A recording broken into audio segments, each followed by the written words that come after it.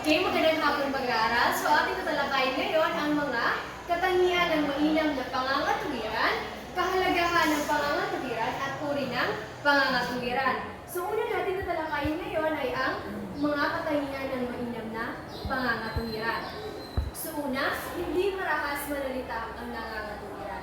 Larawan siya ng kahinahunan bagamat may sitwasyong nakauubos ng sariling pagtitibay. So, ibig sabihin nito na sa pangangatwiran, kailangan magsalita ka ng may kababaang loob. So, ibig sabihin kababaang loob, ang pagiging humble, hindi mayabang. So, again, importante na magsalita ka ng may kababaang loob at hindi agad magalit. So, kailangan mo rin magpakita ng pagtitimpi kahit medyo mainit na ang iyong usapan. Halimbawa, commonly diba sa group project, hindi naman natin maiwasan na magkamali. So kapag may kaibigan kang nagkakamali at naiinis ka na talaga, so sa halip na pagalitan mo siya o sigawan, so pwede mong sabihin sa kanya ng mahinahon kung ano ang nag-epekto ng kanyang ginawa.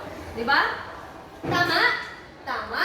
So pangalawa ay ang simple ang pananalitang gamit upang madaling maunawaan. So, kapag nagpapaliwanag ka sa isang pangangatwiran, so kailangan mo rin gamitin ang mga simpleng salita or madaling maunawaan para sa inyong mga kausap, para kayo magkakaintindihan at magkakaunawaan. Naintindihan? Alright. So, pangatlo ay nakagagamit ng ibang salitang maipamamalit sa iba pang salitang maaaring may kalabuan. So, isa rin dito sa mga katangian ng mainam na pangangatwiran ang paggamit ng mga simpleng salita o madaling maintindihan. So, kumbaga, pagiging malinaw sa pagpapaliwanag. Ganon. So, kailangan ang mayamang talisalitaan ng isang nangangatwiran upang ang salitang mahihirap para sa mga nakikinig ay agad mapapalitan ng salitang may kagaanan na madaling intindihin. Pangapat, malinaw ang pahayag. So, hindi kinakain ang salita o letra ng mga salita ng isang nangangatwiran. Kaya, madaling intindihin. So, kailangan na kapag nagsasalita ka sa pangangatwiran, malinaw at diretso ang iyong sinasabi. Hindi dapat magulo dahil maaaring magdudulot ito ng kalituhan sa iyong tagapakinig. Di ba? Panglima, mabilis ang utak sa pag-iisip. So, sa pangangatwiran, kailangan din ang bilis ng iyong pag-iisip. So, kailangan mong mag-isip ng mabilis para makapagbigay ka agad ng tamang sagot o paliwanag sa mga tanong. So, lastly, may kababaan ng loob ang nangangatwiran. So, ang pagkapanalo sa isang debate ay di lamang batayan ang laman ng sinasabi. May kinalaman din ang pag-uugali. So, lastly, may kababaan ng loob ang nangangatwiran. So, ang pagkapanalo sa isang debate ay di lamang batayan ang laman ng sinasabi. May kinalaman din ang pag-uugali. So, hindi lamang ang laman ng iyong sinasabi, kundi pati na rin ang iyong pag-uugali. So, kailangan ipakita mo rin na may kababaang loob at paggalang sa ibang tao kahit hindi kayo magkasundo. Di ba? So, kailangan talaga na may kababaan ng loob ang nangangatwiran. Importante yan. So, dadako naman tayo sa mga kahalagahan ng pangangatwiran. So, una dito ay para maipananggol ang sarili. Yes, halaga ang pangangatwiran para maipagtanggol ang sarili, lalo na sa mga sitwasyon kung saan may mga aligasyon o paratang laban sa iyo. So, sa pamamagitan ng maayos na pangangatwiran, maaari mong ipakita ang iyong panig ng kwento.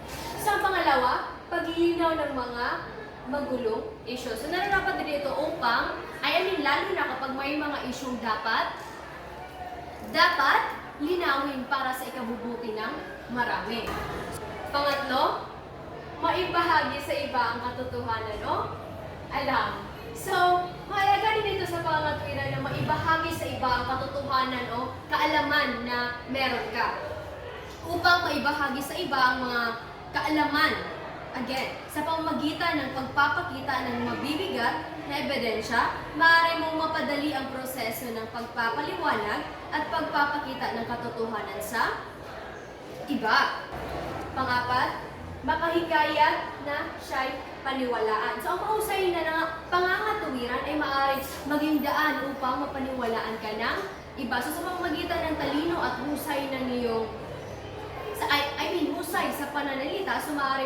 mahikayat ang mga taong dati walang tiwala sa iyo o hindi naniwala sa iyo na paniwalaan ang iyong mga salita o pananaw. So, ito ang mga apat na kahalagahan sa pangangatuwiran, kung bakit mahalaga ang pangangatuwiran.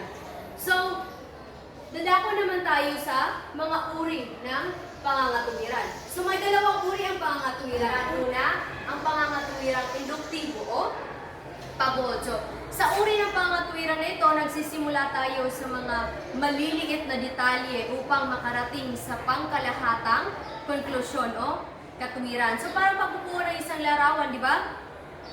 Una, inuubog natin ang mga maliliit na piraso bago natin ito pinagsasama upang makabuo ng isang larawan. So, ang pangalawa ay pangangatuwirang deduktibo o pasaklaw. So, sa ganitong uri ng pangangatuwiran, simula tayo sa pangkalahatan o pangkalahatang katotohanan. At mula dito, binibigyan natin ng konkretong mga detalye upang suportahan ang ating konklusyon. So, parang paghahanap ng ebidensya. So, una, alam natin na ang malaking konklusyon at ang mga detalye ay ginagamit natin upang patunayan ito. Tama? Tama! Tama! So, tapos na natin tinalakay ang mga katangian ng mainam na pangangatuwiran, kahalagahan ng pangangatuwiran, at dalawang uri ng pangangatuwiran. Okay, ngayon, wala na ba kayong mga katanungan? Wala na po. Wala na. So, meron akong mga tanong para sa inyo. Una, ano ang mga uri ng pangangatuwiran? Dalawang uri ng pangangatuwiran? Ang pangangatuwirang induktibo, pabuod, at ang pangangatuwirang deduktibo, pasaklaw. Magaling! Sa pangalawa, ano ang kahalagahan ng pangangatuwiran? Ma'am, Yes, Miss Elicano. ang kahalagahan ng pangangatuwiran ay naglalayong magbigay ng malalim na unawa at kalinaw sa mga isyu. Ito po ay magpapaliwanag ng sariling panig o paniniwala at magkakaroon ng mas mabisang pakikipag-usap at pagtugon sa mga pagdududa po ng iba. Tama! Magaling! It's alright. So, ano sa tingin nyo, bakit natin ipaliwanag ang ating opinion sa pamagitan ng pangatuwiran? Ha? Meron ba kayong ideya? Okay, Miss Emplio. Upang maipakita ang rason o lohika sa likod ng ating paniniwala at nagbibigay ng pagkakataon na may pagtanggol ang ating panig at katwiran at kahusayan. Wow, magaling! So, may natutunan talaga kayo sa aking discussion ngayong araw. Para sa ating pagtataya, kumuha kayo ng sangkapat na papel. So, panuto, basahin ang bawat pahayag at isulat ang tama kung tama ang pahayag. At mali naman kung mali ang pahayag. So, una, ang isang magaling na nangangatuwiran ay hindi marahas manalita. Tama o mali? Pangalawa, sa pangangatuwiran, mahalaga ang paggamit ng komplikadong salita upang magdulot ng kaguluhan. Isulat ang tama kung tama ang pahayag, at mali naman kung mali ang pahayag. Pangatlo, ang pangangatuwiran ay hindi dapat gumamit ng mga salitang may kalabuan. Tama o mali? Sa pang-apat, ang mabilis na pag-iisip ay hindi mahalaga sa pangangatuwiran. Tapos na? Panglima, ang mayabang na nangangatuwiran ay karaniwang nagwawagi sa isang debate. Right? Pagipasa lahat ng mga papel. Okay, maraming salamat. Paalam na po at maraming salamat.